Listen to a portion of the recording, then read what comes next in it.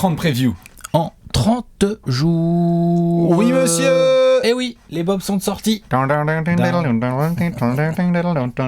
est dans l'Indiana. Exactement, à Indianapolis. Tout à fait. La ville de l'Indiana. Exactement.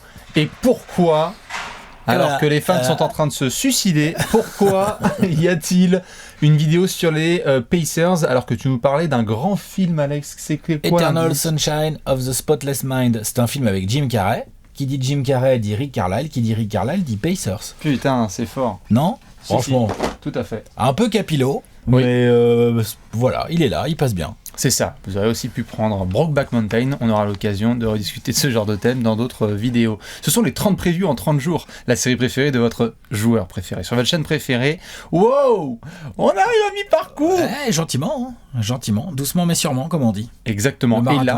Et là, sur ce marathon, eh bien, jusqu'ici, Alex, on faisait des équipes qui espéraient jouer, allez, au printemps, fin avril, début mai. Là, on va commencer à rentrer dans les équipes. Si ça joue pas au printemps, ça commence à gueuler. Ça va être décevant. Attention. On y va, on y rentre doucement. Maintenant, où est-ce qu'on va mettre les Pacers ? C'est ça. Le running gag va-t-il être confirmé? Les Pacers, 8e, fin de la preview. Vous le savez, c'est tous les ans la même chose. On sous-estime cette équipe. Il y a eu beaucoup de choses. 41 wins. 41 wins. Ça se bat. Hein. Ça se bat, mais ça se bat bien, mais ça va être juste au niveau du banc. Il y a eu des changements. Il y aura plein de choses à devoir discuter, évidemment. Avant qu'on démarre avec la première section, je vous rappelle à toutes et tous, si vous avez Internet dans votre région, qu'il y a des articles à devoir lire sur le site de Trash Talk. Il y a aussi plein de belles choses sur les réseaux sociaux, notamment du jeu concours. Là, il y a déjà certains qui sont repartis avec du maillot. C'est beau comme tout. C'est ça. Il y a de quoi faire dans tous les sens. C'est la fête. C'est la fête des previews.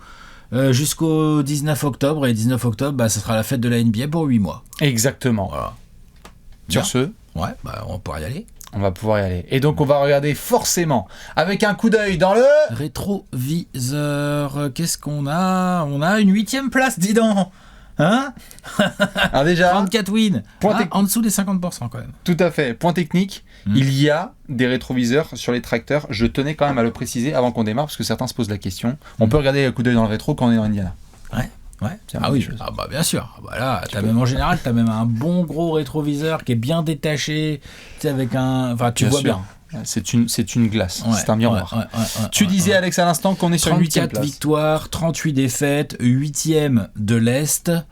Une équipe qui n'est pas allée en play-off, puisqu'elle est tombée sur les Wizards de Russell Westbrook et Bradley Beal. Et que ça n'est pas passé. Donc on en a parlé dans une preview précédente. Ce sont bien les Wizards qui sont allés se faire défoncer au premier tour par les Sixers. Ce ne sont pas les Pacers. Donc les Pacers, ça s'est arrêté mi-mai grosso modo, à la fin de la saison régulière, juste après le fameux play-in. Le fameux play-in tournament, tout à fait. Un peu un symbole de la saison des Pacers, parce que cette saison, on ne peut pas faire le coup d'œil dans le rétro des Pacers sans parler du fait qu'il y a Nate Bjorkgren qui est mis en place. On était curieux, on se disait, ancien des Raptors, nouveau coach, qu'est-ce qu'il va faire? Le début de saison, il est pas mal. Les 2 premières semaines, on se dit, waouh, Domantas Sabonis, qu'est-ce que c'est fort, ça joue bien. On va voir ce qui va se passer avec Victor Oladipo, avec les garçons qui sont autour, Brogdon, McDermott. Chacun essaie de contribuer, mais très vite, il va y avoir des soucis à la fois au sein de l'équipe en termes de blessures, et il va y avoir du transfert. Non mais attends, blessure. Déjà blessure. Miles Turner a joué 47 matchs. Caris LeVert, donc transfuge dans le trade de James Harden où ça a envoyé Oladipo, n'a joué que 35 matchs.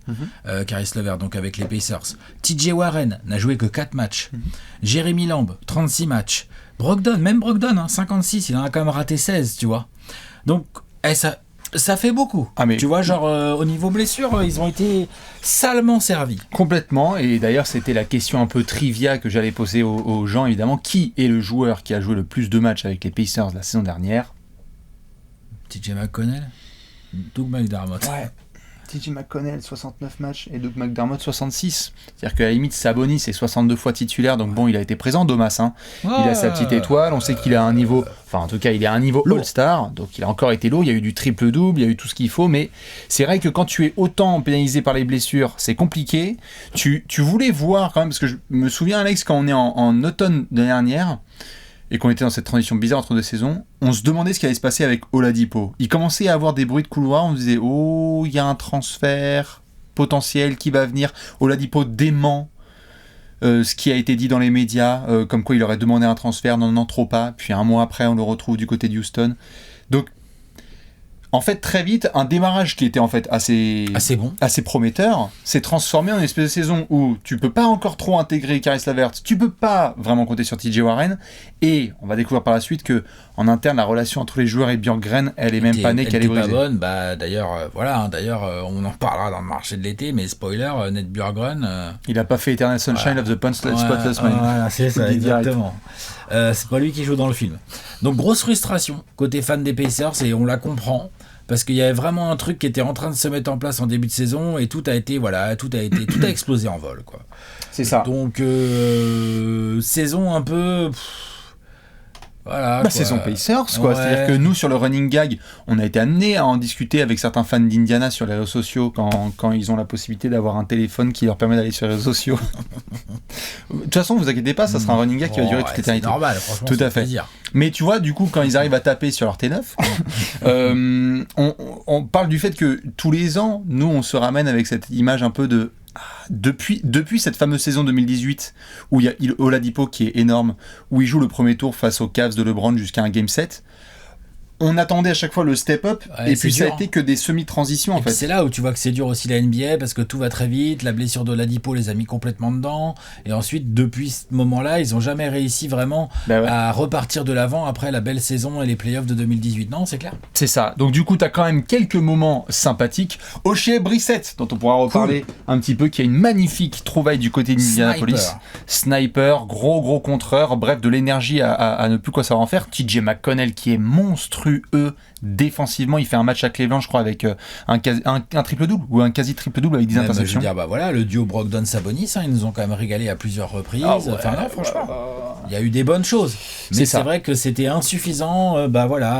Tu vas au play-in, mais tu passes pas les Wizards. Les Wizards, ils te passent un peu au talent, quoi. C'est ça. Frustrant. Trop frustrant. 14e attaque, 13e défense. Quand t'es milieu de tableau, t'es milieu de tableau. Tu peux pas trop aller plus haut. Ça passe pas le petit cap. Exactement. Et même si les ratings sont là, je pense que certains dans l'Indiana l'ont vu, une des équipes les plus frustrantes au rebond. Parce qu'en fait, hormis Sabonis, Turner, c'est un mec qui prend des rebonds comme un arrière. L'absence de Warren à ce niveau. Warren qui est pas si mauvais au rebond, qui participe bien, a fait beaucoup de mal. Exactement. Tu peux pas trop compter sur certains garçons qui auraient pu permettre de gober du rebond. Et en total de points encaissés, il n'y a que 4 équipes qui ont pris plus de points que les Pacers. C'est la 25e équipe qui a encaissé le plus de points. Enfin, la 5e équipe qui a encaissé du coup le plus de points. Pas sur un rating là, t'es sur le tout à fait, sur un total. C'est le valeur absolue. C'est pour ça que entre guillemets, souvent quand on parle du rating défensif, j'aime bien parce qu'en effet, on se dit tu peux encaisser un milliard de points, si tu es sur le bon nombre de possessions, ça peut aller. Sauf que le problème, c'est qu'en attaque, vu que c'était pas une attaque élite, quand t'encaisses autant de points, c'était compliqué. Saison compliquée. C'est ça. Saison compliquée. Qu'est-ce qu'il y a à rajouter sur cette saison? J'étais en train de réfléchir, je pense qu'on a quand même assez bien fait le tour. Ouais, c'est juste comme on a fait avec d'autres previews, c'est qu'avant qu'on fasse la transi et que je te fasse la passe backdoor, c'est évidemment l'arrivée à la loterie. On va en parler après avec un gros tableau, mais tu sentais que du côté de Kevin Pritchard, il y allait avoir des gros mouvements, et à la loterie, ils ont réussi à se démerder pour faire quelques mouvements, et qui étaient annonciateurs d'un été particulièrement mouvementé. Ouais, il y avait... Et voilà, on se doutait que Kevin Pritchard, il avait lui aussi accumulé pas mal de frustration autour des histoires d'Oladipo et tout, et de la construction de ce groupe, donc on se disait qu'il allait faire bouger certaines choses. Donc voilà, quoi. Après il faut faire le marché, quoi, pendant l'été, quoi. C'est ça, il faut se ramener à peu près pendant l'été et faire une grosse free agency. Il faut garer le tracteur en bas du building, et puis... Faut payer en sesterces et espérer qu'on signe les contrats à la cabine téléphonique pour passer. Allô Tempering, c'est quoi, Paul George? Rappelle-moi depuis une cabine. Du coup, on va regarder évidemment ça tout de suite dans le marché de l'été. Le tableau? Le big tableau. Le gros tableau avec plein d'arrivées, de prolongations et de départs. Tu le disais, Alex, à l'instant, le premier départ, c'est celui de Nate Bjorkgren. Voilà, le vestiaire, il était plus du tout entre ses mains, les joueurs étaient blasés de fou. Et, s'il vous plaît, le retour d'un coach à Indianapolis qui a été coach au début des années 2000, Monsieur Rick Carlisle. Tu te prends un petit coach all-time, hein. Voilà. Pourquoi se faire chier, hein. Voilà. Tiens, un petit coach all-time qui connaît la maison en plus, dis. Hein, il a déjà une résidence secondaire en banlieue. Tout à fait. Pénard. Allez voir le documentaire sur Malice at the Palace, tout ce qui s'est passé avec les Pacers de 2000 à 2005. Rick Carlisle, il est quand même au centre de tout ce bordel, en positif comme aussi en moins positif. Ouais. Mais depuis, il a bien roulé sa bosse en tant que coach, je crois qu'on peut le dire. Je crois qu'à Dallas, ils ont quand même quelques bons souvenirs avec Rick Carlisle. Tout à fait, président de l'assaut des coachs. Président de l'assaut des coachs, coach avec une longue expérience. Je veux dire, ça fait quoi ? Ça fait 20 ans qu'il est coach en NBA, quoi. Voilà, environ. Donc ça commence à plus rigoler. Là où Nate Bjorkgren, en tant que coach rookie, a peut-être eu du mal à faire adhérer le groupe à certains grands principes et tout. Je pense que Rick Carlisle, il a prouvé par le passé que genre quand il s'agit de faire adhérer des mecs à une philosophie de jeu ou à quoi que ce soit d'autre, ça va, il arrive plutôt très très très très bien. Ouais. Non, ça il y a pas de problème avec monsieur Rick Carlisle. J'ai pas rajouté, mais je crois que dans le staff qu'il a créé, il a récupéré Lloyd Pierce d'Atlanta en tant qu'assistant pour essayer de bosser la défense, comme Pierce l'a fait avec Philadelphie par le passé. Carlisle, c'est quand même énorme, Alex, parce que comme tu le dis, Indiana s'était bien marré avec Nate McMillan pendant quelques années, avec des avis plus ou moins bons, mais il y avait quand même quelques belles perfs. Là, c'est comme si, au moment où il y a eu la signature de Carlisle, parce qu'on en parlera dans une preview du côté de Dallas, ça a été assez rapide. Quand on a eu la news, on s'est dit « Wow, bien joué de la part des Pacers de se jeter sur le dossier ». Il y a un côté crédibilité qui s'installe tout de suite quand tu as Carlisle en tant que coach, quoi. Bien sûr, c'est pas compliqué. Tu prends les 5-10 dernières années et tu commences à classer la hiérarchie des coachs, le nom de Carlisle, il va arriver vite fait. C'est clair. Tu n'as pas 150 000 noms à mettre au-dessus. Ah, bien sûr. Donc, déjà, rien que ça, pour Indiana, c'est super. Ouais. C'est super. Je pense que Rick Carlisle, il est fort probable qu'il ait eu d'autres propositions. Il a choisi Indiana, il connaît la maison. Certainement aussi, il a eu des bonnes discussions avec Pritchard et avec les dirigeants sur le projet et les ambitions et qu'est-ce qu'il veut faire là-bas. Il doit avoir, à mon avis, une grande marge de manœuvre et une grande liberté sur les choix qu'il fera Rick Carlisle. C'est pas évident. Bien sûr, tu prends pas Rick Carlisle pour lui dire tiens, tu mets lui titulaire. Tu prends Rick Carlisle. Tu quittes pas Mark Cuban pour retrouver avec Mark Cuban 2.0. Voilà, exactement. Donc, non. Voilà, c'est triste, c'est dur pour Nate Bjorkgren. Ouais. Par contre, pour les Pacers, c'est magnifique. C'est trop bien. Magnifique. En plus, il y a un côté un peu nostalgique, en effet, puisque les années 2000, c'était avec Carlisle. Donc, il y a une espèce d'excitation de, allez, on veut retrouver les mêmes conférences de presse, la même gueule, ce côté verrou défensif, puisqu'on parlait d'une certaine identité quand même. Indiana, dans les années 2000, tu dépassais les 70 points, c'était un record all-time. Ouais, le côté verrou défensif, le côté aussi... flow offense, la qualité des attaques de Rick Carlisle quand même ces dernières années, on a en souvenir les attaques qui ont été bâties là ces 2-3 dernières années autour de Luka Doncic, mais même avant ça attaquait déjà bien les équipes de Carlisle, attention. Bien sûr, donc ça peut aussi être très intéressant. Je pense qu'on va avoir l'occasion de développer un peu tout ça tout au long de cette preview. Après au niveau départ, tu perds McDermott et Aaron Holiday. Des joueurs, des role-players, mais c'est pas irremplaçable. C'est ça, des joueurs de banc. Doug McDermott, dont on a déjà parlé du côté des Spurs, Aaron Holiday qu'on a déjà mentionné aussi du côté des Wizards, si je ne dis pas de bêtises. Donc oui, en effet, c'est des garçons que tu peux remplacer en soi. T'as mis en face, t'as mis Torrey Craig, que t'as piqué quand même au champion de l'Ouest. Donc donc tu piques Rick Carlisle aux Mavs. Tu piques Torrey Craig aux champions de l'Ouest. Tout à fait. Je vais aller regarder qui c'est les champions de l'Ouest. Voilà. Et puis à la draft, t'as ramené 2 joueurs, dont un, je sais que tu l'aimes bien, toi, Chris Duhart. Ah bah alors ça, putain. Ah non mais, Chris Duhart, donc c'est pas un petit jeune, il a 23 ou 24 piges déjà. Yep. Il s'est shooté. Mentalement, il aura pas peur. Et puis, je pense qu'il y a moyen qu'il défende aussi. Enfin, on va voir comment il va s'adapter à la NBA, mais... Un recrutement pour tout de suite, c'est pas vraiment un joueur que tu prends pour le développer son potentiel. Je dis pas qu'il peut pas progresser, Chris Duhart. Non, mais voilà, comme je viens de le dire, il a 24 ans, quoi. Je veux dire, dans 2 ans, il est dans son prime, alors que c'est un rookie, quoi. Et ils ont gratté quoi ? C'est Isaiah Jackson. Ouais, tout à fait. Donc là... Explosivité, envergure de bras, grosse défense. Je sors une quote notamment qui est sortie de la part de Carlisle et de Pritchard, je crois récemment, puisqu'on a eu les Media Day. Évidemment, vous le savez, dans ce genre d'événements, on sort un petit peu tout et n'importe quoi. Mais athlétiquement, Carlisle et surtout Pritchard disent qu'ils n'ont pas vu ça à Indiana depuis Paul George. C'est-à-dire en termes de monstre athlétique. Et c'est vrai qu'Isaiah Jackson a montré en Summer League et du côté de Kentucky qu'il est juste, il y a un côté fluide qu'on ne sait pas encore jusqu'où il peut aller, mais les retours sur ces 2 garçons sont très très très positifs. De voir un mec comme ça dans les mains de Carlisle au passage. Complètement. Prolongation. McConnell très content, et même Edmond Sumner. Par contre, il s'est blessé.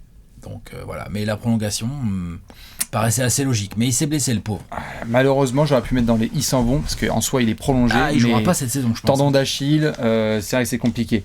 Bien évidemment, on aura l'occasion de parler de d'autres garçons qui sont pas liés au marché de l'été, mais lorsqu'on parle de blessures, ça va être forcément mentionné. Il y a du Caris LeVert et du TJ Warren. Pour le moment, Caris LeVert, on en parlera dans une autre section, tu sais quoi, je vais pas spoiler, parce que comme ça on aura l'occasion d'en rediscuter. Mais sur le marché, en tout cas, vraiment la tête de gondole, c'est Rick Carlisle. D'avoir conservé TJ McConnell. Tête de gondole, derrière le reste, c'est du jeu de role-player, d'équilibrage. Ouais. T'essaies de ramener un petit peu de profondeur et tout, tu vois, genre voilà. C'est un travail que je qualifierais de très bonne qualité de la part de monsieur Kevin Pritchard, hein, franchement. C'est assez bon, tout à fait. C'est ce qui fait notamment quand on a abordé la saison avec beaucoup de gens qui ont dit « Ouh, attention les Pacers, est-ce qu'ils sont pas sneaky ? Est-ce qu'ils vont pas être justement genre 4e, enfin, d'une preview de Trash Talk ?» On verra, vous pouvez voir à la fin de la vidéo. Juste, Alex, un axe, avant qu'on parle de 5 majeurs avec notre poteau Ricky. Il y a eu des rumeurs sur Malcolm Brogdon. Oui. Ça a été un vrai sujet, ça, du côté des fans des Pacers, et je veux bien ceux qui ont des avis là-dessus. Brogdon a été mentionné dans quelques rumeurs de trade, que ce soit en deadline ou là récemment, alors que son niveau est très bon. C'est à suivre. C'est à suivre, on verra. Pour l'instant, il est là. Il est sous contrat. Il est avec un bête de coach, donc ça va être une relation coach-joueur assez bonne. Il y a moyen que la relation Carlisle-Brogdon, il y a moyen. Voilà, ça donne des choses. QI plus QI. Là. Tu vois, genre voilà. Donc on va attendre de voir. Là pour le coup c'est un peu compliqué de juger parce que là il y a eu des rumeurs mais ça fait un petit moment qu'il n'y en a pas eu, enfin que c'est pas revenu sur la table. Ouais. Donc est-ce que c'est juste parce qu'ils n'ont pas trouvé preneur ou est-ce que c'est parce que Carlisle il a discuté avec Brogdon et puis que les deux ils se sont quittés en se serrant la main en disant ok on va tout casser cette saison, tu vois. Peut-être. On sait pas parce que Carlisle il a aussi ça, il a aussi cette aura pour lui. Il a ce... Enfin je veux dire... T'es Malcolm Brogdon, même si t'as eu des rumeurs, puis il y a peut-être des petites choses qui t'ont un peu énervé, tu te demandes un peu où ça va et tout. C'est Rick Carlisle qui débarque en coach, l'autre avec tout ce qu'il a fait, et tu sais tout ce qu'il a fait, et il débarque et il vient te voir et il te parle, parce que Rick Carlisle, il a cette réputation de genre de vraiment d'échanger avec ses joueurs et tout, et d'essayer de vraiment d'être dans la compréhension du projet et tout, ensemble. Peut-être aussi que, tu vois, juste, c'est pour ça qu'on n'en parle plus. Bien sûr, tout à fait. On sait, toutes les victoires pensent tous les mots, MAUX, donc on verra si en effet pour Brogdon ça va se calmer, mais ça a été un vrai sujet. En plus, évidemment, d'autres noms, on surveillera Miles Turner qui aurait pu être dans le tableau quand même du marché de l'été. Ça fait des mois, des années qu'on parle de Miles Turner à chaque fois. Trade deadline, summer, trade deadline, summer. On le met dans absolument toutes les previews ou discussions, on dit tiens, tu sais qu'eux ils auraient bien besoin d'un 5 qui stretch et qui défend et qui met ses shoots à 3 points. Miles Turner. Il a un profil. Donc pour le moment, il reste encore là, mais ça va être à surveiller. À surveiller très fort. En attendant, ils sont tous là pour l'instant. Il y a peut-être eu des rumeurs, des machins. Il y a quelques petites blessures qu'il va falloir gérer. Mais la mission reste toujours la même pour le coach, mettre 5 joueurs sur le terrain. Vous avez vu, T'as vu ça? Voilà. Je me demande si les gens arrivent. On y arrive. Moi, je le sentais, mais je me demande si les gens arrivent à le sentir. Moi Dans tous aussi, les cas, bien sûr. Si vous l'avez senti, vous êtes des BG et des BG. On va regarder ça tout de suite dans le 5 majeur.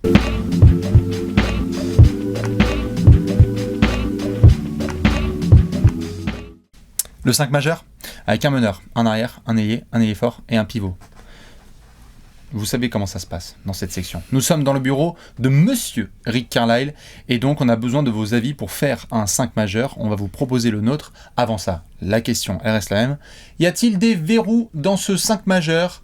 Et là, Alex, moi, j'en ai forcément, et forcément, on doit j'en ai 5. Après, il y a de la blessure, on va discuter, mais moi, j'ai 5 mecs qui... Quand tout le monde est à 100%, pour moi, il n'y a pas d'hésitation. C'est pour ça que je devais commencer tout de suite par dire il y a un 5 majeur quand tout le monde est là, à 100%, et il y a celui qui sera là le 19 octobre. Et il y a malheureusement le 5 majeur du début de saison. Donc je rappelle pour ceux qui n'ont pas toutes les infos, TJ Warren, les propos qui ont été tenus par Rick Carlisle, c'est on parle plus d'update en semaine qu'en mois, mais donc c'est pas forcément ce qu'il y a de plus positif, parce qu'on a un peu une saison dans 3 semaines, quoi. Et du côté de Caris LeVert, IRM au dos, petite blessure à surveiller. Une fracture de stress. Alors ils ont l'air optimistes. On va voir quand est-ce que ça va revenir. Ils sont optimistes plutôt pour les 2 joueurs en fait, tu vois. Mais pourquoi on parle d'eux comme ça précisément ? Parce que honnêtement, je sais pas pour toi Bastien, mais quand ils sont là et pas blessés, ils sont dans le 5 en fait, les 2. C'est pour ça tout à fait que quand tout le monde est là, on a un 5 normal avec à la main. Avec Brogdon à la main. En arrière. Levert. En 3. Warren. En 4. Sabonis. Et en 5. Et Turner au pivot. Ça, c'est quand tout va bien. Et ce 5 présente des qualités magnifiques, beaucoup d'équilibre. Il y a des mecs qui savent shooter. Il y a de quoi défendre. Je dirais pas que c'est des oufs de défense, mais t'as quand même un énorme contreur. Brogdon qui est quand même un vrai défenseur. Warren qui a montré des choses intéressantes. Donc après, t'as Levert et Sabonis qui sont un peu plus les maillons faibles de cette affaire. Mais tu peux défendre de manière honnête. Après, je te dis pas que ça va être une lockdown team. Hein. Non, ouais, ils essayent. T'as quand même un axe meneur pivot qui est sérieux. L'axe meneur pivot est indéniable. Ça, c'est quand même pas mal. C'est autour que parfois ça grince un peu des dents, ou Warren c'est un peu quand il veut, et Levert Sabonis c'est pareil. C'est un petit peu à l'envie. Donc le 5, ça c'est quand ils sont tous là. Et offensivement, c'est assez complémentaire. Et offensivement, t'as des mecs qui mettent leur shoot quand ils sont ouverts. Il y a de quoi donner la balle au poste, faire du pick and roll, pick and pop. En ISO, non, bien sûr. Tu peux filer la balle au poste. Bien sûr. Quand même. Maintenant, comme on le dit, au 19 octobre, les Pacers devront commencer avec un 5 majeur différent de celui qu'on vient de mentionner. Il y a même un scénario dans lequel les seuls verrous véritables sont Brogdon à la main, Sabonis en 4 et Turner en 5. Ouais, le poste 2 et 3 sont indécis pour le début de saison. Ça, c'est un vrai scénario. Ouais. Tout à fait. Face à ce scénario, quelles sont les options ? Jérémy Lamb ? Pas sûr. C'est une option. Ouais. C'est possible. Tout à fait. Après, est-ce que tu fais démarrer le rookie là, direct là ? C'est ce qui est pressenti. C'est ce qui est pressenti apparemment du côté d'Indiana, c'est que Chris Duarte puisse sortir dans le 5. Tu mets plus en 2 ou en 3 lui ? Bon, il peut faire les deux à mon avis. C'est un 2, ouais. Mais il peut. Bon, enfin, s'il glisse en 3, il bricolera, non ? Ouais. Et dans ce cas-là, t'as du Justin Holiday à mettre en 3, par exemple. Et ils ont soit Brissett, soit Holiday, tout à fait. Brissett, c'est marrant, je mets plus 4 moi, mais ok, d'accord. Il y a le Kellan Martin, ils l'ont fait jouer un peu l'année dernière. C'est vraiment. Attention, on est dans la deuxième partie de la relation, de la rotation, pardon, quand je dis Kellan Martin, évidemment. Tout à fait. Les noms qui sont balancés ces derniers jours du côté d'Indiana, c'est Chris Duarte a l'air de montrer suffisamment de choses pour que tu aies littéralement un deuxième ball handler hormis Malcolm Brogdon. C'est-à-dire que c'est un garçon qui est capable de créer sur pick and roll. Duarte, demain matin, tu le mets en NBA avec Sabonis en écran. C'est du bonheur, ça devrait marcher. Ouais. L'hésitation, elle est plus sur la triplette Justin Holiday, Oshae Brissett et Torrey Craig. Il en a beaucoup parlé, Rick Carlisle, du fait que Torrey Craig, il a cette expérience. Tu disais, il a été à Phoenix. Tu parlais de défense tout à l'heure. Et alors là, il y a un profil parfait de défense. Rentre tes 3 si tu veux. Mais Sabonis entre Craig et Turner, tout de suite, déjà, tu te sens un peu mieux, quoi. C'est ça. Et tu as en plus un Torrey Craig qui peut rentrer quelques shoots à 3 points. Il peut. Mais il va surtout t'amener du hustle, de la défense, de l'intelligence de jeu, mine de rien. Torrey Craig, il comprend bien ce qui se passe et tout. Ouais. Enfin, moi, je l'ai grave kiffé à Phoenix. Hein. Et tout à fait. Et du rebond, puisque Justin Holiday est plutôt un joueur qui reste sur l'extérieur et Torrey Craig peut aller se battre au rebond. Et vu qu'on parlait de soucis au rebond des Pacers, faudra voir quelles vont être les rotations. En tout cas, c'est cool de voir que pour Carlisle, même si c'est pas idéal, tu démarres quand même la saison avec potentiellement 2 grosses blessures. T'as quand même quelques options excitantes en fait. 2 blessures sur des gros joueurs et t'as quand même quelques options. Sur le front de courte, voilà, on a dit que Craig pouvait venir, que Justin Holiday pouvait jouer en 3, que Oshae Brissett c'est un 3-4 quoi. Ouais. Que donc le rookie Isaiah Jackson, on verra comment il est utilisé. Bon, il y a aussi Bitadze qui joue pivot. Isaiah Jackson, pour moi, c'est quand même un pivot, je pense, quand même. Ouais. Après, sur le backcourt, vu que t'as pas Sumner, moi je trouve que c'est plus le backcourt limite, parce que comme t'as pas Sumner, t'es très vite sur du McConnell-Lamb, et donc si Levert et ou Warren sont blessés, ça te limite un peu tes options externes. Mais t'en as quand même, en fait, t'as Lamb, t'as McConnell, t'as donc Justin Holiday, enfin tu vois, c'est des joueurs, alors ça fait peut-être pas rêver comme nom, mais c'est des vrais joueurs de basket. Complètement. Il y a un bench mob en fait, si tout se passait bien, il y aurait un super bench mob à Indiana, parce que t'aurais McConnell avec Jérémy Lamb, c'est pour ça que quand on mentionne Jérémy Lamb... Complètement. C'est pour ça que quand on mentionne Jérémy Lamb, il a, après avoir montré quelques belles choses du côté d'OKC, etc., c'est un 6e homme parfait en NBA pour ça, et donc je pense que Carlisle va le garder en 6e homme pour essayer d'injecter ce scoring. T'aurais McConnell avec justement Jérémy Lamb, un petit peu de Oshae Brissett ou de Torrey Craig, Justin Holiday quoi, avec Isaiah Jackson, Duarte, etc. Ils ont une vraie profondeur Indiana. Ouais. Si tout le monde est là. Ouais. Parce que là on est quand même en train de faire des pronostics, comment dire, vers le pire quoi. C'est-à-dire pas de Levert, pas de Warren pendant plusieurs semaines en début de saison quoi. En gros quoi. C'est ça dont on parle. Même ça, bon. il y a un bout d'équipe à mettre, quoi. Complètement. Et t'as toujours Brogdon, et t'as toujours Sabonis. Je veux dire, l'année dernière, Brogdon, Sabonis, ils ont gagné des matchs à 2. Hein. Bien sûr, Vraiment. bien sûr. Genre vraiment. Au milieu de tout ça, un sujet qui a été mentionné pas mal sur le Media Day et qui sera à surveiller sur les prochaines semaines, c'est évidemment un sujet qu'on a déjà souvent mis sur la table, c'est la compatibilité Sabonis-Turner, et notamment les rotations. Comment crève pas les yeux. Hein, comment est-ce que Carlisle veut les utiliser? C'est-à-dire que Carlisle a dit tout de suite, je vous calme direct, je pense qu'ils sont tout à fait compatibles et qu'on peut les faire jouer, mais il a même pas tourné autour du pot, et j'ai trouvé ça vachement intéressant de la part de Carlisle. Il a dit, certes, titulaire, c'est important pour l'ego de certains et s'assurer que tu démarres bien le match, mais très très vite, il va essayer de faire des couples où ils ne sont pas forcément ensemble, c'est-à-dire des 5 où tu as Sabonis en pivot et 4 mecs autour. Torrey Craig en 4, des gars comme ça. C'est ça, exactement, même du Brissett pour apporter un peu de muscle. Pourquoi pas Brissett, ouais. Et parfois aussi plusieurs séquences de jeu où tu as Turner et autour de ça des gars, mais donc il n'y a pas Sabonis et Turner qui parfois peuvent un peu de se marcher dessus. Quoi. Ah, je suis d'accord. Je trouve ça bien. Mais je pense qu'à ce niveau-là, Carlisle peut apporter énormément à cet effectif des Pacers. Ouais. Il peut leur apporter des idées de rotation, du feeling aussi en cours de match, de l'adaptation en fonction de ce que fait le coach adverse. Enfin, par contre, c'est Rick Carlisle quand même. Hein. C'est ça. non, mais bien sûr. Il va falloir surveiller qui a quoi d'ailleurs à manger. Parce que, évidemment, là, il y a des gens qui ont besoin de ballon. Quand tout le monde est là, Caris LeVert, faut qu'il score. Ou TJ Warren, c'est quand même un peu dommage de ne pas lui filer des ballons pour qu'il score. On rappelle la bulle qu'il a fait, l'autre. Ah, bien sûr. C'est un score naturel. Michael Jordan, tout à fait. C'est MJ Warren. C'est ça. Mais c'est un score naturel, tout à fait. Donc c'est un très bon score. C'est vraiment dommage si tu lui files pas le ballon. Sabonis est excellent sur pick and roll et un peu sur pick and pop, mais a besoin d'avoir ses ballons au poste pour être vraiment efficace, parce qu'il provoque des fautes, il provoque des lancers francs, c'est ce qui permet de mettre vraiment de la pénalité dans l'équipe adverse. C'est un crime si tu le fais pas travailler dessous. C'est ça, et Brogdon, ça va pas devenir Lonzo Ball, entre guillemets, no disrespect, mais il va pas tomber à 12 points de moyenne. Et il a un vrai shoot. Donc, et tout ça, au milieu en plus de déclarations qui ont été faites récemment, si je dis pas bêtise, de Miles Turner. Et c'est un sujet que moi je vais surveiller tout particulièrement cette saison, qui dit qu'il pense, selon lui, qu'il pourrait être un scoreur à 20 points de moyenne en NBA. Ah, pas au Pacers, ça. Enfin, à mon avis. Hein. Et donc il aimerait bien avoir un petit peu plus de touches. Ouais, faut faire attention à ça. Je sais, faut faire attention à ça. Ça arrive dans plein d'équipes et ça fout la merde, hein, parfois, ça c'est clair. C'est pour ça. Faire super gaffe, parce que clairement, là, Brogdon, quand tout le monde est là, hein, Brogdon, Caris LeVert, TJ Warren, Domantas Sabonis, pardon, Miles Turner, il va être à 12 points. C'est tout, voilà. Non. Tout à fait, tu peux être à 12 points. Par contre, s'il pouvait être à 10 rebonds, tiens. Hein? Non? Ah, bien sûr. Parce que des saisons à 10 rebonds, ne serait-ce qu'il en a fait une au moins, Miles Turner? Je crois pas, on est d'accord. Hein. Non, il a fait des grosses saisons au contre. Tu parlais des problèmes au rebond et tout, mais c'est bien de bondir partout et d'essayer de contrer tout le monde, mais en fait, assurer le rebond quand t'es le big man de la bande, ça peut être bien aussi. Ouais, c'est au contre qu'il a essayé de faire évidemment des grosses campagnes, et du coup parfois c'était un peu compliqué derrière à ce que les garçons prennent les rebonds derrière lui. C'est ce qui fait que les Pacers ont été pas très très bons au rebond ces dernières Ouais, et puis après il faut reconnaître qu'il y a aussi la discipline à avoir sur les aides. Quand Miles Turner monte sur un gars, faut qu'il y ait une rotation, faut venir faire un écran sur le pivot adverse. Enfin, c'est tout un travail aussi collectif, hein. C'est pas que de la faute de Miles Turner, attention. Hein. C'est ça. Du coup, évidemment, Rick Carlisle va devoir mettre tout ça en place avec son 5 majeur. Il y a quelques rotations. On espère que les garçons vont être en forme. Juste dommage pour Sumner et pour Warren s'ils sont pas là pendant quelques semaines.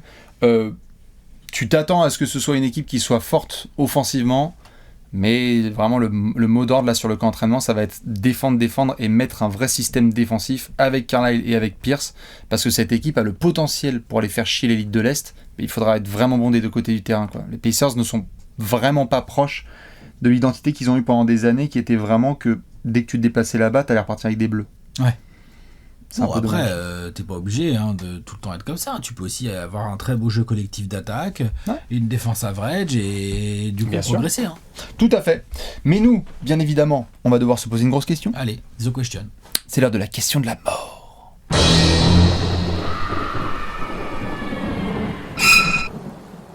La question de la mort. The pregunta de la muerte.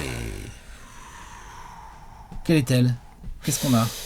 Vous le savez, dans chaque franchise, on doit se poser une question. Peut-on se marier avec sa cousine? Non, ce ne sera pas la question de la mort pour les Pacers cette saison. Rick Carlisle est-il la pièce manquante pour passer un cap? Remettons le contexte.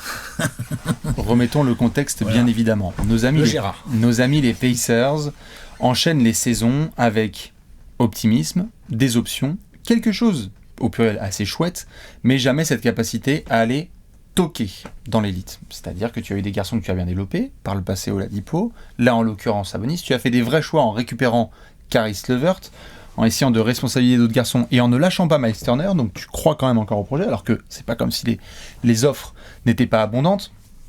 L'année dernière, on parlait d'options qu'il y avait eu autour de Gordon Hayward, on a failli avoir du sign and trade.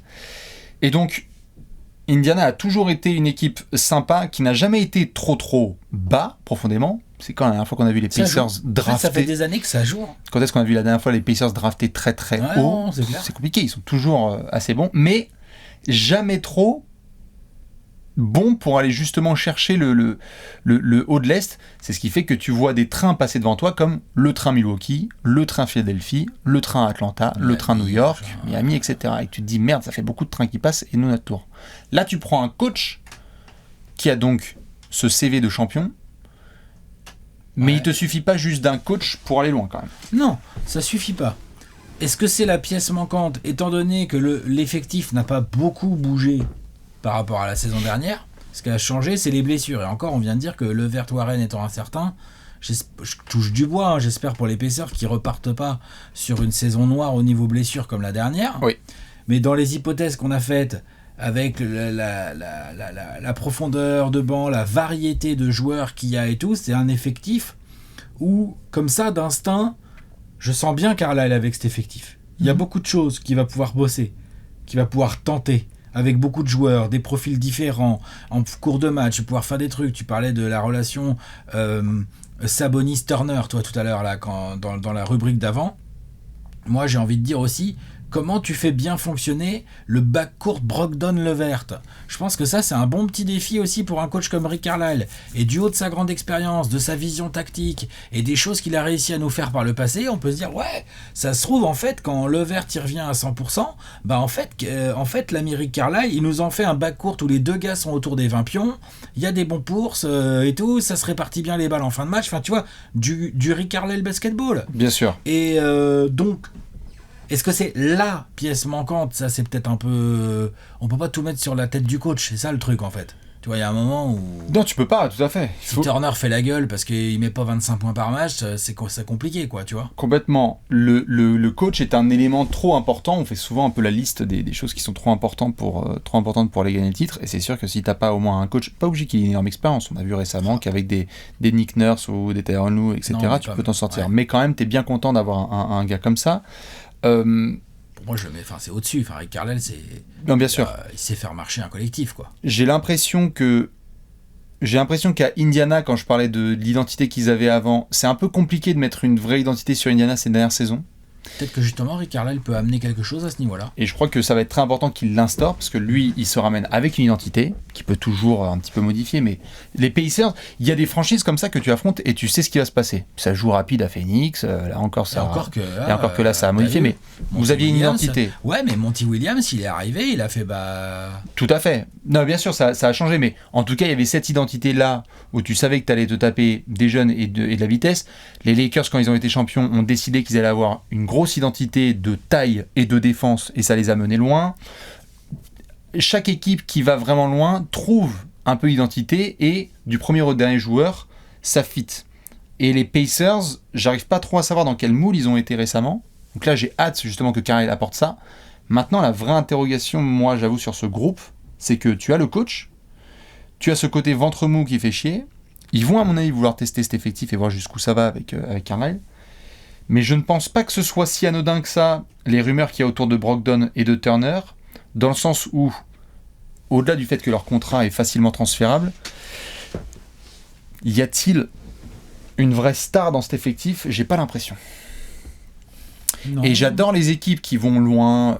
Tous les 20 ans, on a un Pistons 2004, mais qui avait une identité ultra défensive et où du coup t'es champion avec Billups MVP des finales, Hamilton, enfin un effectif bien équilibré. Mais c'est rare quand même d'avoir une équipe qui va très très loin avec beaucoup de joueurs ok quoi. Oh, t'es vache, ok c'est vache. Non, mais je veux dire, Sabonis c'est un niveau All-Star. Oui, quand je dis ok, c'est y a-t-il une superstar dans cette équipe Non, effective? superstar, non. Non. Mais des gars de niveau All-Star, il y en a un. Déjà, Sabonis, il a montré. Ouais, on peut même dire 3. De potentiel niveau All-Star, après tu peux rajouter éventuellement des Brogdon ou des Levert. C'est ça. En gros. Mm-hmm. Et puis après, derrière, tu as un très bon scoreur, genre TJ Warren, et tu as un des meilleurs contreurs de la ligue dans ta raquette. Donc, oui, je suis d'accord avec toi. Il n'y a pas la superstar, il n'y a pas le côté superstarship system là, qui marche très fort en NBA ces dernières années. Ok, c'est vrai, même depuis quasiment toujours en fait. Depuis toujours. Mais par contre, pour ce qui nous intéresse dans un premier temps, c'est-à-dire une saison régulière à gérer, des blessures, des mecs qui vont peut-être pas être là en début de saison, il va falloir que le groupe intègre ça et qu'il y ait des mecs qui step up et tout. Je pense que là, sur ce genre de plan, le fait d'avoir eu la bonne idée pendant l'été de pécho, et pour en revenir à la question, de faire venir un mec comme Rick Carlisle, là, ça t'aide beaucoup et ça peut t'aider à passer un cap. Le cap, c'est, bah ouais, les Pacers, ils ont démarré la saison, mais Caris LeVert, il était avec l'infirmière parce qu'il avait des problèmes de dos. Bah putain, le petit duo Duarte-Warren ou je sais pas quoi, ça cartonne, ça marche bien cette affaire. Et Brogdon-Sabonis sont force un peu sur eux. Il est capable d'amener ça, Rick Carlisle, il est capable d'amener son expérience, sa longue expérience et sa qualité. Ce qui est intéressant avec ce genre de coach, Rick Carlisle, c'est un peu comme tous les immenses coachs, quoi, comme Popovich, comme d'autres gars comme ça, comme Spoelstra ou quoi. Ça s'adapte super bien à son personnel. Mm-hmm. Et donc on a vu tout au long de sa longue carrière Popovich, les Spurs des années 2000, bon, c'est demi-terrain, ça défend comme des salauds et tout, ça joue pas vite, machin, ça s'adapte aussi à son temps. Et on les a vus petit à petit se Tony Parkeriser et s'adapter aussi aux années 2010. On a vu Popovich être capable de faire jouer les équipes offensivement de manière assez incroyable. Mm-hmm. Et ben Carlisle, je pense qu'il est capable d'amener ça, c'est-à-dire, vous inquiétez pas les gars, voilà ce qu'on a, donc voilà comment on va jouer. Bien sûr. Ça, j'aime bien, moi. Je pense que tout à fait, il a de quoi travailler. Je n'arrive juste pas à avoir de Duncan ou de Ginobili dans cet effectif. Je vois la comparaison, mais c'est juste, je me demande si les Pacers se disent « Ok, très bien, on va faire une bonne régulière », et je leur souhaite qu'ils fassent une bonne régulière, on verra après dans le pronostic. Mais lorsque tu vas te ramener en play-off... Ah oui. Parce que là, c'est dont on parle. Tu ne vas pas recruter Rick Carlisle pour faire top 4 à l'Est et tu te fais sortir au premier tour. Tu vas pas recruter Rick Carlisle pour ne pas faire des gros trucs en play-off. Le mec vient de le faire. Le mec vient de faire. Ambitions, Exactement. Le mec vient de faire des premiers tours à l'Ouest avec Luka et des gars autour et c'était très bien, mais il butait sur quand même des Clippers de Kawhi et Paul George. À mon avis, quand il y a eu l'entretien, c'était pas pour viser justement des petites choses avec les Pacers. Je suis d'accord. Et donc du coup, je pense que là, en tout cas en année 1, je leur laisse la possibilité de voir ce que ça va donner avec cet effectif Rick Carlisle. Peut-être qu'ils vont être actifs dès la deadline, même si ça se trouve. Et c'est pour ça que je pense que par rapport à la question, quand on dit est-ce que c'est la pièce manquante pour passer un cap, c'est pas l'unique. C'est pas l'unique. Ouais. Je pense qu'ils vont tester ce groupe et il y a un moment, ils vont se regarder, ils vont se dire les dernières fois, on est allé vraiment loin, on avait Paul George, 2 Reggie Miller. Ce sont des superstars. Je sais que certains sont pas d'accord avec le fait que Paul George soit une superstar. C'est une superstar. Ouais. Et donc, il faut qu'il y ait un garçon comme ça dans cette équipe. Mais là, reconnais que Carlisle, ça t'aide bien à passer le cap, dans le sens où si tu commences à avoir des bons résultats, que l'équipe cartonne pas trop mal en saison régulière, mais que tu te fais fumer en play-off et que du coup, tu dis, putain, faut qu'on bouge, je sais pas, genre, c'est bon. Vas-y, il y en a ras le cul de Miles Turner, c'est pas ça qu'on veut. On veut un autre profil au poste 5, ou genre Brogdon, non, il est pas assez dominant à la main. Tu vois ? C'est ça. En fait, si tu viens de faire une bonne régulière et que t'as Rick Carlisle au coach, je pense que tout de suite, t'as passé un cap aussi dans ce que tu représentes dans la tête des joueurs. Ah mais oui, bien sûr. Et pour recruter, Non mais il y a plein, évidemment. Bon après Indiana en recrutement, on sait que c'est toujours une complication. C'est compliqué, parce que mais tu vois, marché des agents. entre Indiana avec un no-name au coaching ou Indiana avec Rick Carlisle au coaching, je pense quand même que pour les joueurs, c'est pas pareil. C'est pour ça que c'est un élément parmi tant d'autres. Ouais, mais c'est pas. Mais je veux bien voir en effet comment une équipe qui est comme ça, qui est très sympathique sur le terrain, peut donner quelque chose. Ça me donne beaucoup de vibes type Denver quand ils avaient, tu sais, George Karl en coach et qu'ils avaient Iguodala, Gallinari, tout un wagon de mecs et qu'ils ont fait une saison régulière extraordinaire. Je crois que c'était en 2013 ou 2014. Ils se font fumer par les Warriors. Et qu'ils se font fumer par les Warriors au premier tour parce que c'est une régulière très très bonne avec un effectif deep et une identité. Et au moment où tu te ramènes au premier tour, face à Miami ou Milwaukee ou Brooklyn, tu fais genre les gars, désolé, on s'est battu en 6-7 mais on rend les armes. Ouais. peut-être que ça va se passer comme ça. Donc c'est comme si les attentes, il fallait un petit peu les tempérer, quoi. Non mais clairement, mais de toute façon je te dis, c'est ça, Carlisle n'est pas l'unique pièce manquante, par contre, il bouche un sacré trou. Putain, ça change quand même plein de choses. C'est ça que je veux dire. Complètement. Donc pour passer un cap, parfois tu peux pas passer un cap juste comme ça, genre bam, t'as fait le bon choix et t'as passé un cap. Peut-être, parfois passer un cap, c'est un enchaînement de quelques bons choix, tu vois. Si par exemple il y a, comme t'as l'air de le dire Bastien, tu vois, des rumeurs et tout autour des joueurs, s'il pouvait y avoir peut-être un bon début de saison, puis un bon trade, bah peut-être qu'en fait tout de suite on se regarde dans quelques mois, on fait putain, ok, ça rigole plus du tout Indiana. Non, bien sûr. Tu vois, je pense que c'est Rick Carlisle la pièce manquante pour essayer, quoi, de passer un cap. Ouais. Et que là, on peut pas en tout cas dire que forcément avec ce coach plus ce groupe, tu vas pouvoir aller viser les finales NBA. Après, on leur souhaite à Indiana de faire ça, mais la réalité de la NBA est devenue vraiment trop compliquée pour ces équipes avec un excellent coach et plusieurs joueurs de qualité, mais personne qui est intransférable ou All-Star les yeux fermés. Il y a des gens qui disaient l'année dernière que Sabonis ne méritait pas ou que Brogdon était pas un top 8-10 meneur de la NBA actuelle. Bon, il faudra que ces joueurs aussi prouvent des choses. Exactement. C'est-à-dire que Sabonis aujourd'hui, quand tu te mets à une table et que tu dis qui sont les 5-10 meilleurs ailiers forts de la NBA, il y en a qui discutent. S'ils prouvent pas, genre ça joue bien, puis en play-off, il y a du Brogdon ou du Sabonis ou des gars comme ça sur qui on compte qui choke.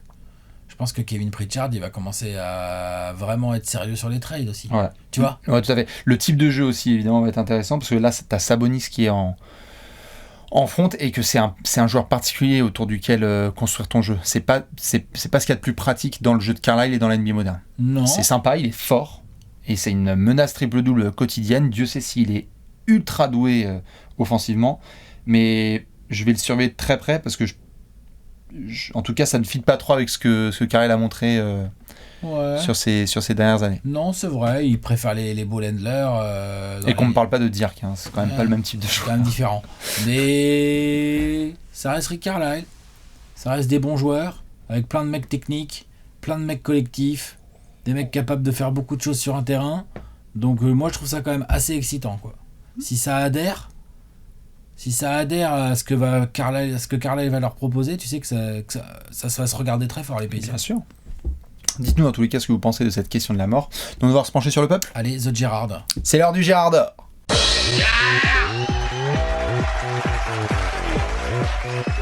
Le Gerrard d'or. Le Gerrard d'or. Alex, backflip.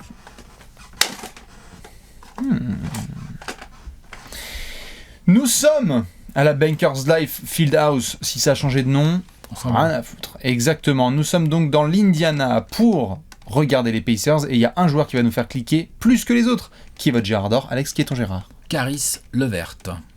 Oui. Je sais, je suis au courant qu'il est blessé au dos. Stress fracture. Truc un peu chiant. Fracture, c'est autre chose. On regardait là en off, là, il y a de l'optimisme, que ça serait pas trop grave, que ça serait un petit setback et que ça le pousserait pas à rater trop de temps. Mais on n'a pas du tout vraiment d'infos et de timeline, comme on dit, sur un retour, la blessure, comment elle va être gérée et tout. Au moment où on parle. Au moment où nous, on tourne cette preview.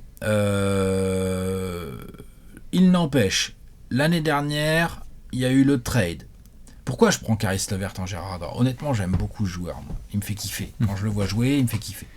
Et l'année dernière, vraiment grosse frustration, parce que quand il y a eu le trade à Harden et tout, donc Levert a été envoyé de Brooklyn, Levert aux Rockets, et là, quand on a vu qu'en fait, Indiana était passé par là, les Rockets voulaient Oladipo, Oladipo il est bien, et tout, machin, hop, Pritchard, qui a enrhumé Raphaël Stone, non, elle est belle. Elle est assez belle, sauf que derrière, qu'est-ce qu'on apprend ? Petite tumeur au niveau du rein. Bénigne, apparemment, small mass, comme ils disent aux States. Il a été opéré, il est revenu. Il a joué 35 matchs et son retour est quand même vachement prometteur. Je veux dire, il a tourné à plus de 20 points par match. Il a amené un peu de rebond, 4-5 rebonds, 4-5 passes d'ess, du peps, de la créativité, de l'ISO. On a retrouvé un peu le Caris Levert de Brooklyn, là, qu'on kiffait quand il avait du temps de jeu à Brooklyn. C'est un vrai scoreur. Un vrai. C'est un vrai scoreur, c'est un vrai joueur d'ISO. Et je trouve ça important de le noter parce que dans ces Pacers qui vont, a priori, je pense quand même pratiquer un jeu collectif avec de la circulation de balles et tout entre les joueurs qu'il y a, est-ce que bien Carlisle, je pense quand même que le ballon va bouger. C'est intéressant par rapport à ce que tu mentionnais d'avoir aussi des joueurs que peut-être c'est pas une star, Caris LeVert, mais peut-être qu'il a envie d'en devenir une, qu'il a envie de salir des gars et qu'il a envie de prendre ses responsabilités. Alors pour ça, il faudra qu'il soit sur le terrain. Donc, bon voilà, c'est mon Gérard. Voilà, c'est un peu chiant parce qu'on n'est même pas sûr de est-ce qu'il va débuter la saison. S'il débute pas la saison, combien de temps il va être privé de match et tout, on va voir. En tout cas, je pense que c'est vraiment un élément complètement clé pour les Pacers. Et peut-être que dans le fait de passer un cap, il y a peut-être aussi, on parlait de la relation Brogdon-Rick Carlisle. Moi, je veux bien voir un Caris LeVert qui revient à 100% sous les ordres de Rick Carlisle. Moi, ça m'intéresse fort, ça. Bien sûr. Voilà. Monsieur Caris à devoir surveiller très très près, évidemment. Ça claque des dents, Indiana. Attention à la grosse saison de retour potentielle. Je dis bien potentielle. À la grosse saison de retour de Oladipo avec Miami pendant que LeVert, ça se passe mal. Ouais, ça, c'est le genre de scénario. Non, tout à fait. Mais tu vois ce genre de scénar juste. Ouais, enfin, Oladipo, on n'y est pas encore. Pas être désagréable, mais on en parlera pendant la preview du 8. Tiens. Ce que je veux juste dire, c'est que littéralement, quand on est sur du transfert joueur à joueur, quand tu vois un joueur que tu as récupéré et que le mec a des soucis de santé et que de l'autre côté, il y a un mec qui fait une grosse saison régulière, etc., ça te fout le seum. Je veux dire, les Pacers le savent très bien. Quand ils ont eu Sabonis et Oladipo qui ont fait des dingueries, ils ont fait hashtag on a gagné le transfert de Paul George. C'était bon jeu. T'as pas envie de te retrouver dans une situation. Et il faut qu'en effet, Caris fasse le taf, surtout que s'il fait le taf, il passe un cap. On en parlait. Ouais. Oh shit! Oh shit! Bro shit! Oh shit! Oh shit Brissett! Alors ça, je préfère le dire, de tous les Girards d'or de ces 30 privés en 30 jours 2021-22, c'est un de mes plus gros coups de cœur. Attention, faut vraiment avoir regardé les Pacers de la saison dernière. Mais il est cool. Mais alors, quelle kiffance totale, de l'énergie, de la détermination, du shoot à 3 points, de la défense, des contres, vraiment un profil assez intéressant qui est venu intégrer les Pacers. Ceux qui le suivaient déjà sur le circuit un peu antérieur annonçaient que ça allait être une vraie révélation pour les Pacers. Il l'a montré en quelques matchs, vraiment il a été très très très bon.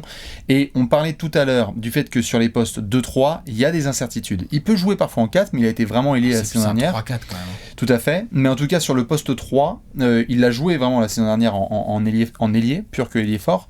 Et avec les incertitudes qu'il y a sur TJ Warren, et s'il y a bien un poste sur lequel il y a quelques minutes à aller chercher, c'est celui-là. Moi j'adore vraiment ce type de joueur, je pense vraiment qu'il peut rentrer dans le cœur des fans, et dédicace évidemment non seulement à ceux qui ont regardé les Pacers jusqu'au bout la saison dernière, parce qu'il fallait regarder la fin de saison régulière des Pacers plus le play-in tournament. C'est rare de croiser un joueur qui me donne autant envie juste d'aller regarder ses minutes de hustle, que ce soit en titulaire ou en sortie de banc. Il y a Oshae Brissett qui est sur le terrain, il se passe toujours un truc trop bien pour son équipe. Vraiment, il y a des gars comme ça. Il y a des gars un peu dans cette... Il est moderne, c'est un joueur moderne. Hein. Il est très moderne tout à fait, il a cette espèce d'étiquette qui est rarissime, que j'aime bien avec certains garçons qui sont parfois trop intelligents et collectifs. J'adore les Shane Battier, les deux comme ça, ils seront jamais des superstars. Mais c'est marrant, à chaque fois qu'il est là, il se passe quelque chose de bien. Je pense que Oshae Brissett va séduire beaucoup de gens cette saison. Je compte sur lui du côté des Pacers. Bon choix. Dites-nous qui vous avez en Gérard d'or cette saison. Bien évidemment, il y aura du Chris Duarte et Isaiah Jackson à surveiller de très très près. Ça va être excitant pour les deux rookies d'Indiana cette saison. C'est cool d'arriver dans une équipe comme ça qui est ambitieuse et qui... Franchement, il y a des mecs qui vont leur filer des ballons là. Complètement. J'ai pas peur de ça, je suis Chris Duarte. Je sais très bien que si mes tirs ils commencent à tomber dedans, que en sortie de pick and roll, Brogdon il va me servir si je suis ouvert. C'est ça. C'est cool quand même. Attention tout à fait à la révélation de Duarte qui pourrait être titulaire assez vite du côté des Pacers en fonction des blessures. On va suivre évidemment tous les Gérards. Dites-nous qui est votre Gérard. Alex, on va devoir terminer avec une grosse section. Allez, parti. C'est l'heure du pronostic.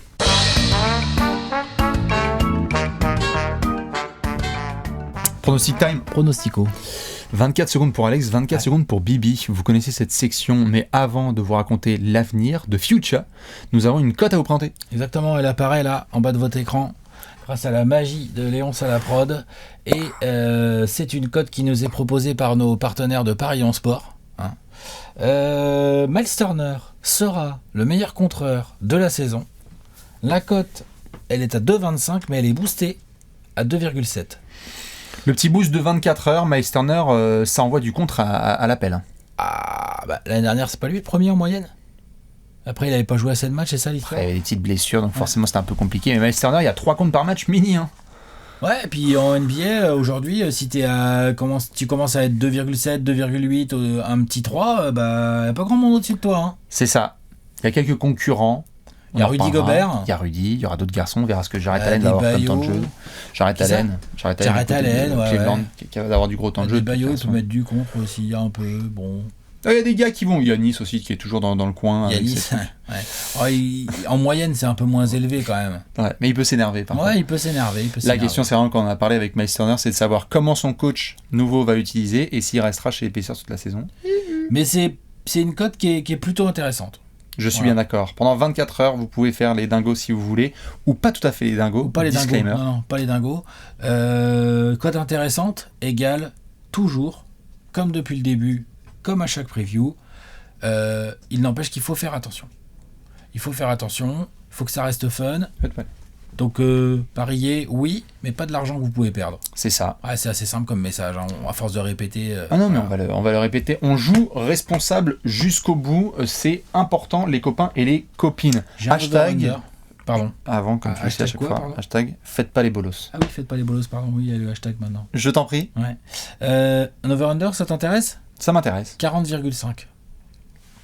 C'est-à-dire que si vous pensez c'est les mecs de Trash Talk qui font les Pacers vont gagner 40 victoires ou moins, vous pouvez parier under. Et si vous pensez qu'ils vont gagner 41 victoires ou plus, vous pouvez parier over. C'est littéralement un over-under made in Trash Talk, c'est-à-dire, comme on l'a dit dans l'intro, les Pacers, 82 matchs, 41 victoires, 41 défaites. Ouais. Attention, il y a des fans d'Indiana qui sont en train de mettre la quicheta sur le over. Arrête ton Rick Carlisle maintenant. Et pourquoi pas ? Est-ce que tu es prêt ? Allez, je suis prêt. Ouh ! Attention, c'est l'heure de vérité. Où vont être les Pacers dans la conférence Est ? 24 secondes pour Alex, 24 secondes pour Bibi. Attention. 3-2-1, Jamal Tinsley. 45 victoires cette saison pour moi, pour les Pacers. Je les mets 6e, moi. Eh oui. Moi, je suis comme ça. Je les mets 6e à l'ouest. Ils sont au bout de mon top 6, les Pacers. Pourquoi ? Je pense qu'il y a un vrai fond de jeu qui va être trouvé par Rick Carlisle. Je pense que cette équipe, elle peut et défendre et bien attaquer collectivement. Alors, je vais être franc, je suis allé un peu plus mollo que ce que j'avais prévu au début par rapport aux blessures qu'on a évoquées quand même, qui, à mon avis, vont quand même mettre des bâtons dans les roues en début de saison. Mais sincèrement, si ça commence à adhérer au Rick Carlisle Basketball, je pense que ces Pacers, tout au moins en régulière, Bastien, vont vraiment enchaîner des wins. Boum ! Parfait, t'étais dans 6. Les temps. Ouais. Top 6, on a une équipe d'Alex dans le top 6 de la conférence Est. Wow, il y a des gens qui sont en train de gueuler. Peut-être, attends, parce que j'ai pas ton tableau sous les yeux. On va le faire juste après. D'abord, je vais faire mes 24 secondes. Attention, c'est parti. 3, 2, 1. 43 victoires pour les Pacers. Bon, ils sont évidemment dans mon top 10. Je crois que j'ai dû les mettre 8e de mon classement de la conférence Est. Trust Henry Carlisle. Ça, c'est le côté positif. Attention, TJ Warren et Caris LeVert, ça c'est le point un peu négatif. Il y a des équipes qui se sont améliorées autour, il y a une belle profondeur, mais même si j'adore Duarte et Jackson, c'est peut-être un petit peu tôt pour demander autant de responsabilités à des jeunes. Donc, on va laisser Rick poser ses affaires, installer les meubles et surtout voir comment l'identité des Pacers se construit. Rendez-vous à la trade deadline et ensuite surtout rendez-vous en playoff pour essayer peut-être de s'accrocher face à l'élite et avoir quelque chose de très intéressant la saison prochaine. Pas mal. Voilà pour mes amis les Pacers. Toi, tu mets 8e. Ouais, tu sais, c'est un classique. Au hasard, 8e. On va devoir montrer le gros tableau. Allez, vas-y. Le gros tableau, Alex, Pacers, Bulls, top qui 6. est au-dessus ? Je crois que moi j'ai dû mettre les Bulls au-dessus. Les gens, des ils sont genre, mais il a mis quoi en c'est 7 ça. Il a mis quoi en... Oh my goodness. Mince. Non, ça va, j'ai mis les Pacers au-dessus des Bulls. Il sera pas dit que je sous-estime les Pacers chaque année. Voilà. C'est terminé ça. Cette époque est révolue et les fans de Boston en PLS. On verra justement ce qui va se passer dans les prochaines previews. Dites-nous, vous évidemment, où est-ce que vous mettez les Pacers. Dédicace à mon poteau Arthur que vous pouvez retrouver sur les réseaux sociaux, qui a dû se tatouer un bob puisqu'il avait perdu un pari avec Trash Talk la saison dernière. Et donc, oui, mon pote. ça c'était pour le petit clin d'œil. Et évidemment, je vais vous faire des bisous, remercier Léon Salaprod et on se retrouve demain avec une preview. Alex, l'indice ? L'indice, c'est Hollande.